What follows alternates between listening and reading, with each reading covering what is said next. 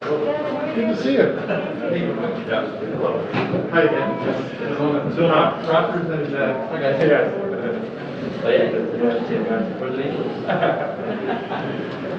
and one series.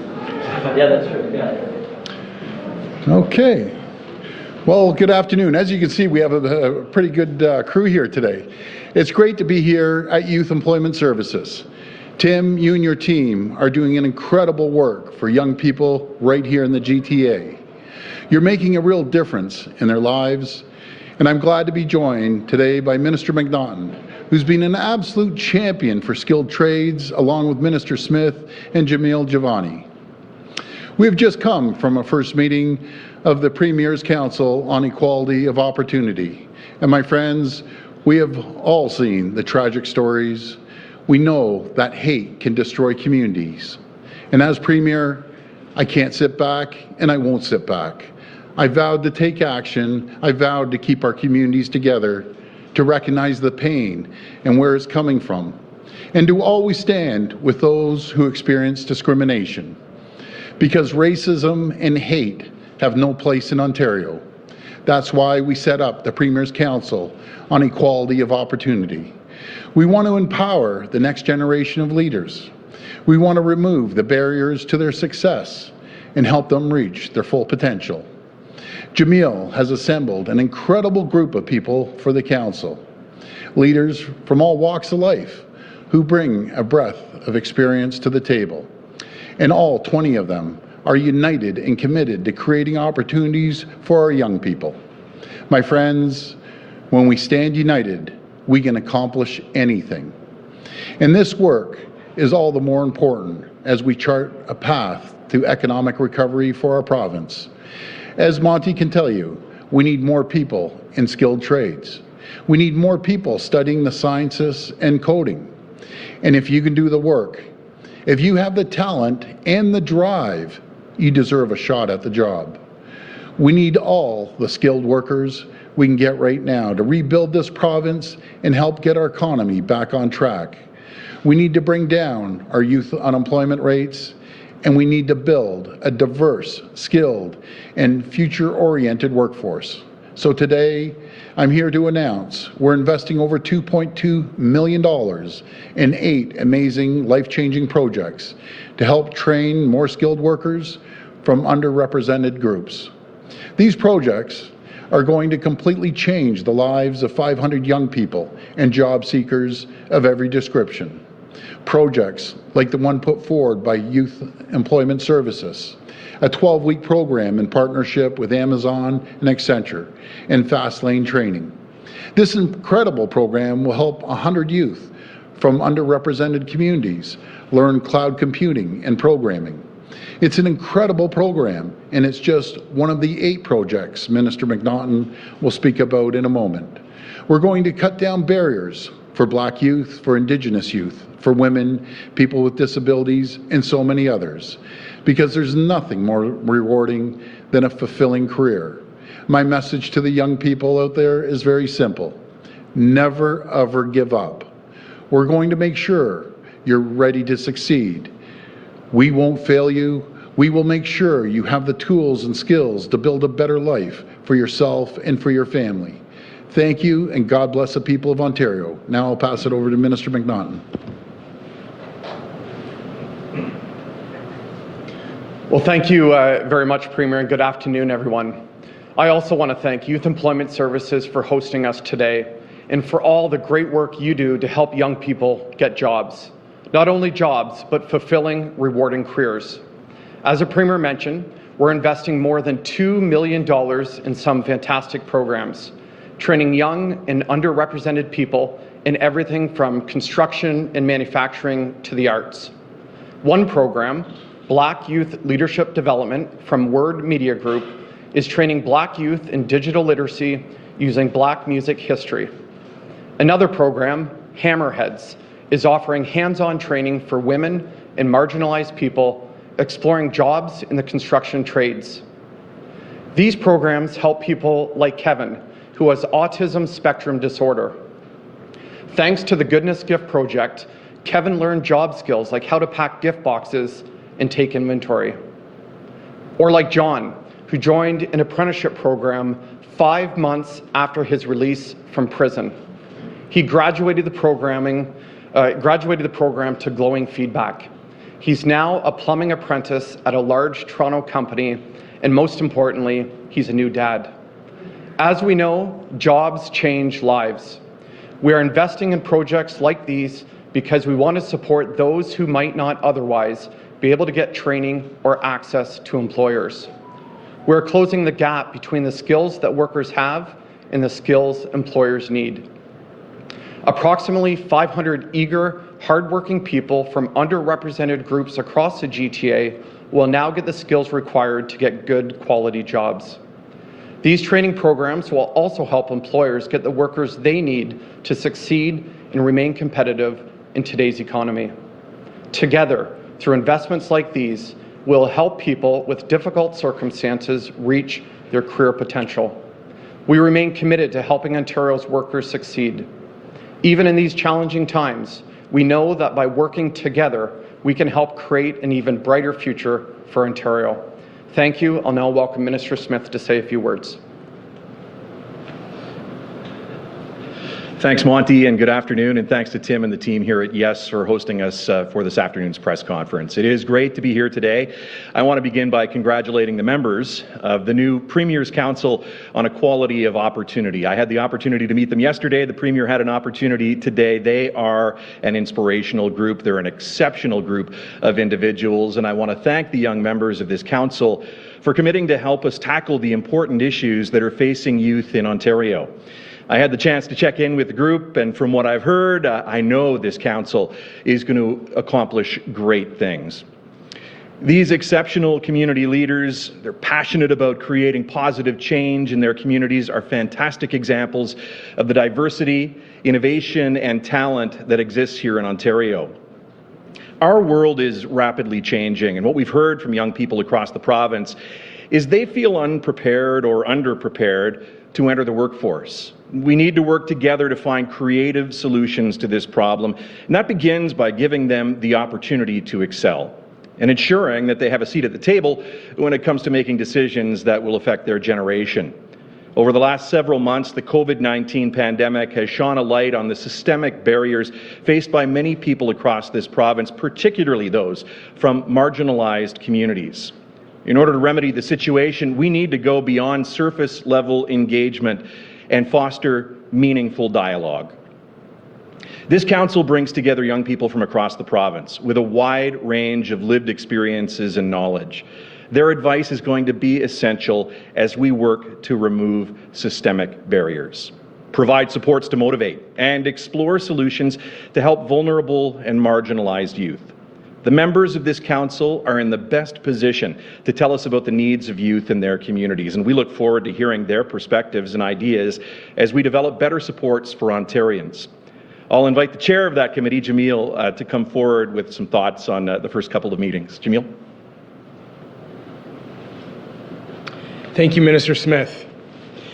Nearly 3 months ago, following the tragic death of George Floyd in Minnesota, I stood before the people of Ontario and said that I know and believe this government is committed to take real action to address inequality. Since then, I've worked with Education Minister Stephen Lecce to change policies on streaming and suspensions in schools. Minister Jill Dunlop made significant changes to child welfare, such as ending birth alert racial profiling. And Solicitor General Sylvia Jones has also announced significant funding for anti-racism initiatives. All of that is important. And one of our biggest actions to date occurred this week when we launched the Premier's Council on Equality of Opportunity. As the inaugural chair, I've had the honor of spending most of the last 2 days with the new council. They are truly an exceptional, multi-generational group of leaders who bring rich life experience and professional insights to our work. At our first meeting, the council discussed various ways COVID-19 has impacted students and young workers across Ontario. We also had lengthy discussions about Ontario's Black Youth Action Plan, which is a dedicated funding stream to support and empower Black youth in our province. Moving forward, the Council will be working with Minister Smith and others in our government to consult with individuals and organizations in Black communities across Ontario and gather feedback on the Black Youth Action Plan so we can better understand how to increase its impact. We look forward to hearing from the people of Ontario about this important initiative. I'll now pass things over to Tim.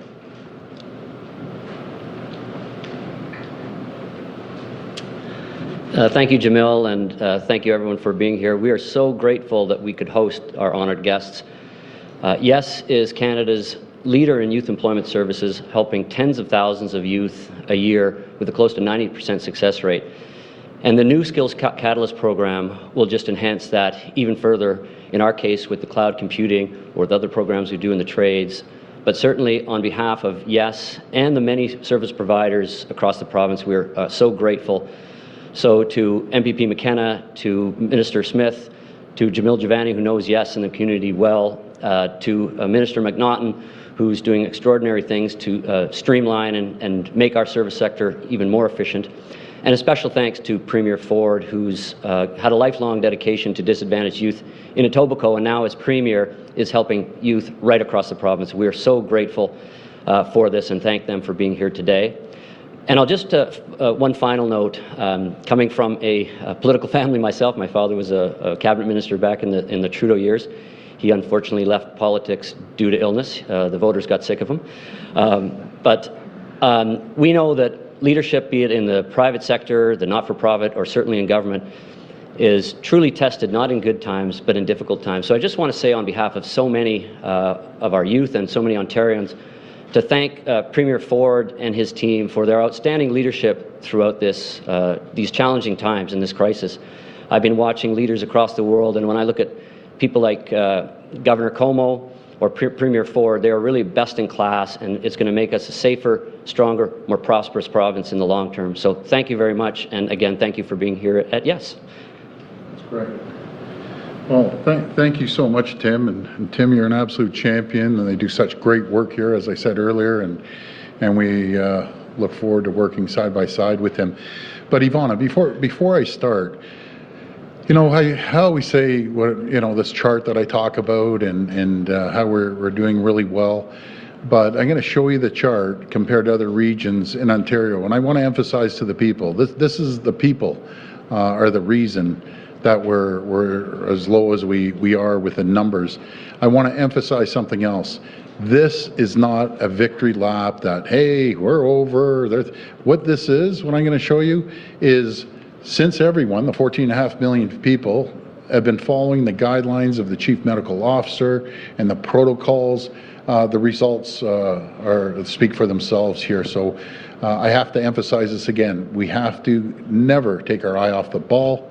We always have to be diligent. We always have to wear the face mask. We always have to wash our hands and sanitize our hands. And we always have to have social distancing. So I want to emphasize this because this is a really good chart. And Yvonne, I'll move this back. I just want to show the people. So.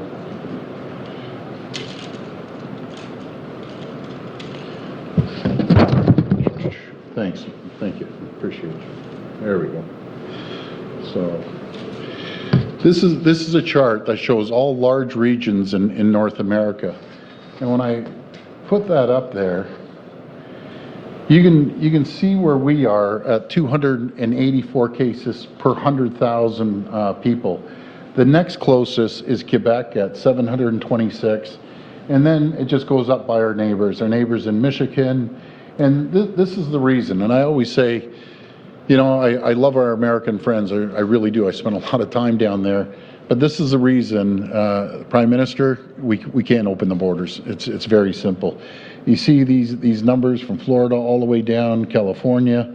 And so this just shows you, I want to thank the people of this great province. Nothing to do with the government. All we do is keep working away. But without the people following the guidelines and the protocols and the great frontline healthcare workers and essential service workers, be it the grocery store clerks and the truck drivers, so on and so forth, this wouldn't happen. It just wouldn't be there. So I want to thank you. We'll keep you posted on the progress that we're making. But again, folks, I stress, And I stress to our youth too, when you're going back to college or university, I know the first few weeks it's party, party, party. Guys, do me a favor, no partying. Just do me that one favor. That's all I ask. Hang in there. You're going to have later in the summer to party all you want. Please don't go out there and hold the wild party. So we'll get on with the questions now. Or no? Yeah. So we'll go to the phone line for questions. First question, please.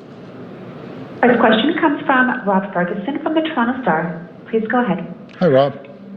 Hi, Premier. Just getting back to your chart there, I know we're doing better than a lot of other jurisdictions, but we've just popped back above 1,100 active cases, up to 1,103 active cases. That's up 212 active cases in 2 weeks. So we seem to be climbing up a bit. Is this what you expected in stage 3? Does this make you nervous? Well, speaking, there's an article, and I think it was in your paper from the chief, no, maybe it wasn't in your paper, but anyways, it was from the Chief Medical Officer of Ottawa, saying since we've opened up in stage 3, and the bars have opened up, and the workout fitness clubs have opened up, they haven't seen an increase. And we've been open now approximately about 4 weeks in stage 3, so you know, everyone seems to be doing a fairly good job. I know sometimes it bumps up over 100, slightly over 100, sometimes it's under, but as I mentioned yesterday, we have 4 areas, and I'm not blaming them at all. They're just large populations. Matter of fact, considering the size of Toronto, they're doing extremely well, and the Chief Medical Officer is doing great. We have Ottawa, Toronto, Peel, and Windsor, but everyone's doing a great job, I think. But again, Rob, good point. We can't take our eye off the ball for a second, because this moves like an Australian bushfire. Once it starts moving, and it's hard to control, as we all know. So I'm always concerned, always. Follow up. We've heard talk that social circles might be expanded, and that the public health measures table is looking at this. With these kind of increases that we've been seeing lately, does that give you any pause about increasing the size or the number of social circles that people can have? Well, Rob, I leave that up to our health table, our Chief Medical Officer of Health and his team to determine that. And I take their advice, and I've taken it from the beginning. I'll continue to take it. And I'm sure they have a sharp eye on this. And if it moves any more, then I'm sure they'll give us direction.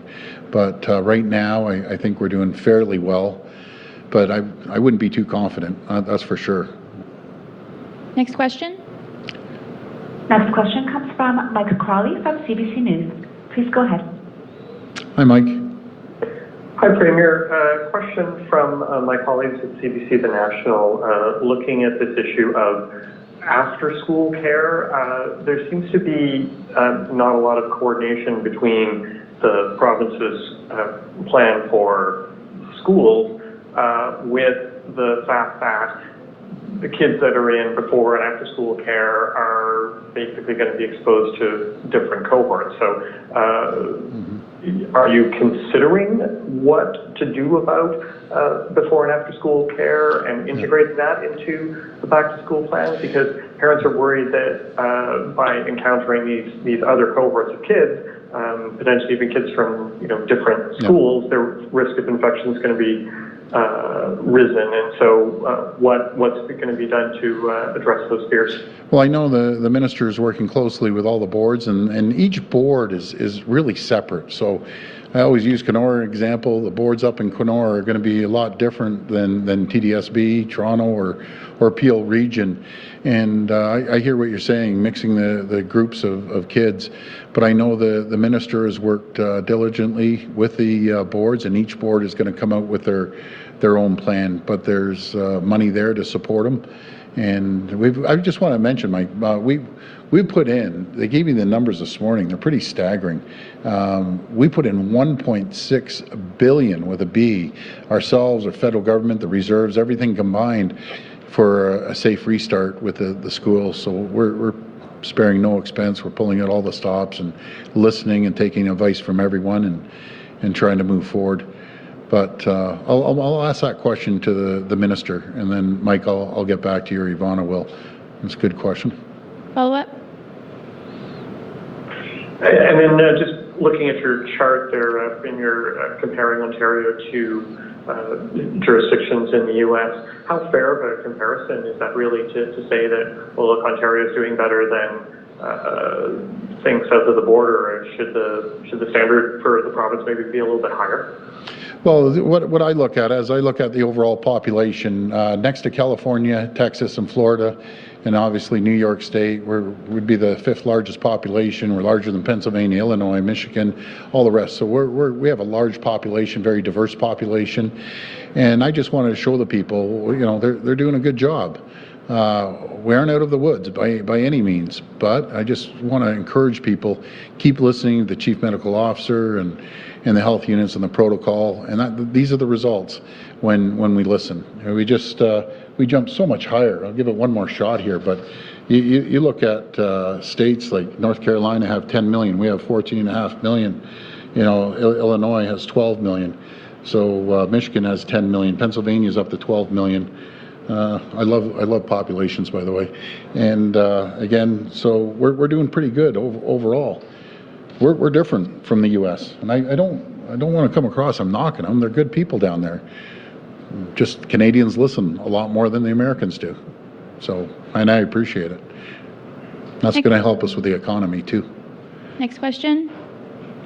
Next question comes from Randy Rath from Sage TV. Please go ahead. Hi, Randy. Hi, Premier. How are you? Good.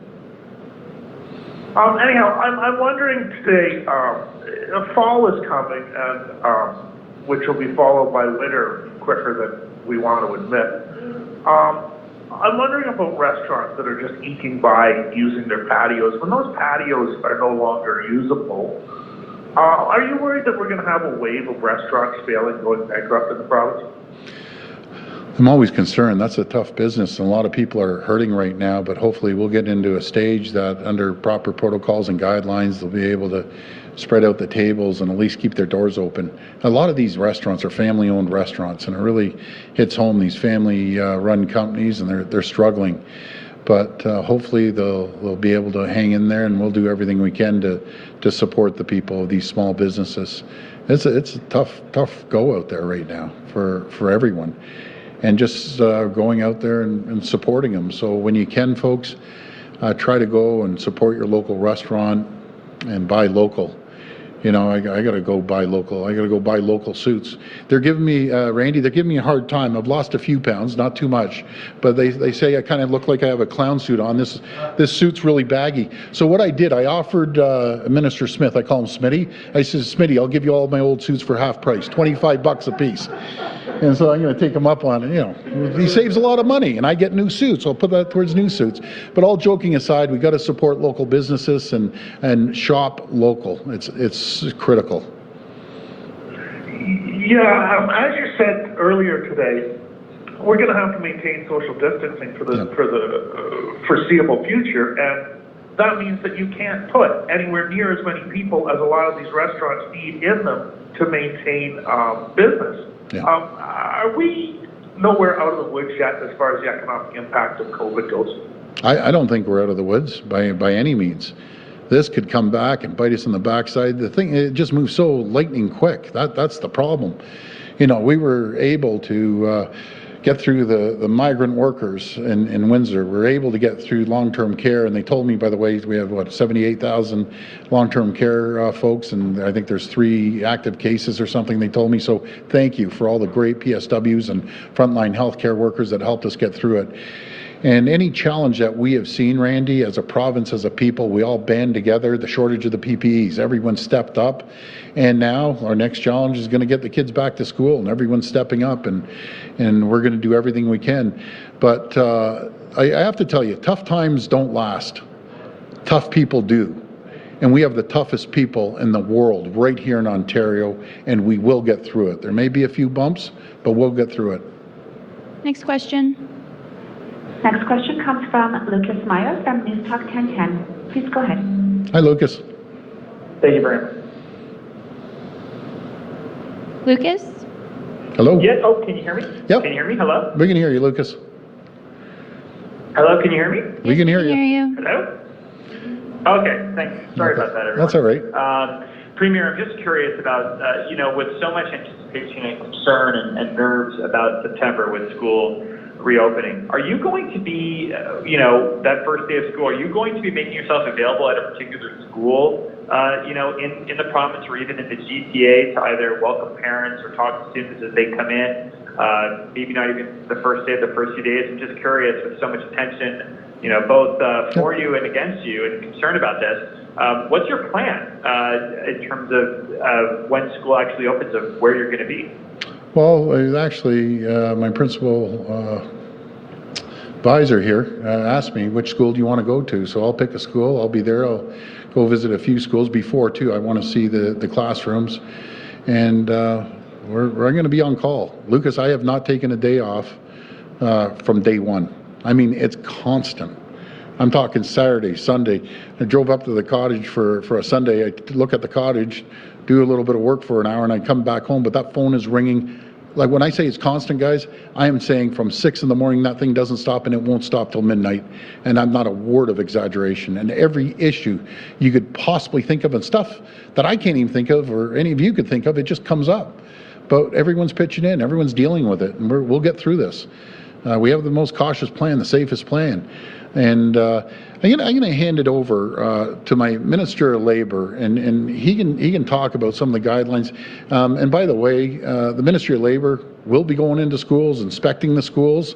So we have the nurses, we have Ministry of Labour, all hands on deck for this. And Monte, if you can come up and say a few words. Well, thank you very much. And Lucas, I'll tell you where I'll be on the first day of school. My wife and I will be dropping off our daughter, who starts grade 2 after Labor Day weekend. Look, as a ministry, we are extremely busy. We have been during the entire COVID crisis. In fact, I remember in the early days of COVID, our ministry, our team of 500 inspectors worked closely with the construction industry, with labor leaders, with the workers in businesses, with the retail stores like grocery store clerks, with the Truck Driving Association and truck drivers, to protect every single worker in this province. And our approach is no different when it comes to protecting the health and safety of the workers in the education system. As the Premier said, our inspectors are out meeting with school boards and the joint health and safety committees across the province that are represented by the employer and employees. I continue to maintain that we all just have to keep working together, and that's how we're going to eradicate and defeat COVID-19, but we have to be vigilant. But the Ministry of Labour is working day in and day out to protect the health and safety of every worker in Ontario, including teachers. Follow-up? Thank you, Matt. And Premier, on another subject, you just mentioning that chart a second ago, you talked about having to keep the border closed. Yeah. There's hundreds of thousands of Americans who live in Canada, a majority of which, if I'm not mistaken, live in Ontario. Yeah. I'm curious, I know that you're not going to get involved in the Canadian federal election in terms of who you would support, or campaigning for Erin O'Toole specifically, but I'm curious, you've had some pretty harsh and critical things that you've said regarding tariffs and the president. Mm-hmm. I'm just curious if you are actually going to make an actual, I don't know how much it's going to matter to a lot of people, but would you actually say who you would endorse in the presidential election? No, I have no interest in that. I am so buried here in Ontario. I'm so focused on this. I just don't have time for the politics down there. It's getting a little crazy, to be honest with you. I wish they all could get along, but in saying that, I just don't have the time, and I'm going to focus with our federal government, support them. As I said, the Deputy Prime Minister Freeland asked me to make a call to Ambassador Lighthizer a while ago. I did, and we'll get through this trade deal as well. Do you know what it is? They're just playing politics. Trump's up there saying, I'm going to tariff this, tariff that. Well, what he should find out, maybe he should do a little bit of homework and find out that we're their number one customer. We buy more off the Americans than China, Japan, UK combined. We're their number one customer, and he wants to come after us because of politics. Let him. Well, don't worry, we'll straighten it out. I'm not going to bother with him. Anyways, don't even get me going on this. Okay. I get too worked up when someone comes after our country and our province. But we're sticking united. We're staying united. And anything the provinces or the federal government want me to do to help out, I'll help out. Okay, last question. Last question will be from Sean Jeffords from the Canadian Press. Please go ahead. Hi, Sean. Good afternoon, Premier. I wanted to ask you today about the province's instructions to school boards earlier this week on that $50 million that's been allocated to improve air quality in schools. Mm-hmm. So the boards have been asked to spend that money by Thanksgiving. I'm wondering if that timeline is realistic given how late in the summer the funding has been allocated. And isn't this a sign that this money should have gone out the door months ago? Well, first of all, we're pouring $1.6 billion, and yes, everything is immediate nowadays. With this pandemic, we can't wait. We can't go on government time that dawdles along. We got to go on lightning speed, get it done. They have money. Plus, by the way, they have the other $100 million too from the feds to improve HVAC as well. So the money's there. There's no doubt the money's there. We just have to move quickly. Similar to long-term care with the HVAC systems. You know, we're onto it now, and thank goodness for a CBC reporter that asked that day. But anyways, we're moving on it. We can get going and start go full steam. Just don't go on government time. That's all I can tell you. Because everything, bureaucracy time, just dawdles along. But let's just move forward in lightning speed, get it done. If someone had a warehouse or something, got to put HVAC in it, man, they get it done in a few weeks. So why can't we do that in schools? Everyone's going to have the money. Let's get it going, and it's great for HVAC folks. So they'll create a lot of jobs as well. Follow-up? Premier, I also wanted to ask you about group homes. I understand that there's some confusion amongst families who have children living in these homes, whether their children will be permitted to attend school in September. Can you or Minister Smith say if that will be the case? And if it won't, can you explain why not? I'll pass it over to Minister Smith. Thanks, Premier, and thanks, Sean, for that question. It's an important one, and unfortunately, there's been some misinformation out there on social media, in spite of the fact that those who are spreading it have been in contact with my office about this very issue about 3 weeks or 4 weeks ago. Every child in the province of Ontario is entitled to an education. It's really that simple. We're making the arrangements. Those who have been questioning this and spreading the misinformation know that that's the case. So anyone in a group home, the arrangements are being made with school boards. The Minister of Education, Mr. Lesher, has done an outstanding job at making sure we're making extra investments when it comes to special education, additional investments when it comes to mental health, and just support staff in general. So the government is committed to ensuring that all of those group home residents that are entitled to an education, and that's all of them, will have that opportunity come the first day of school. Thank you. Thank you, everyone. Thanks, everyone.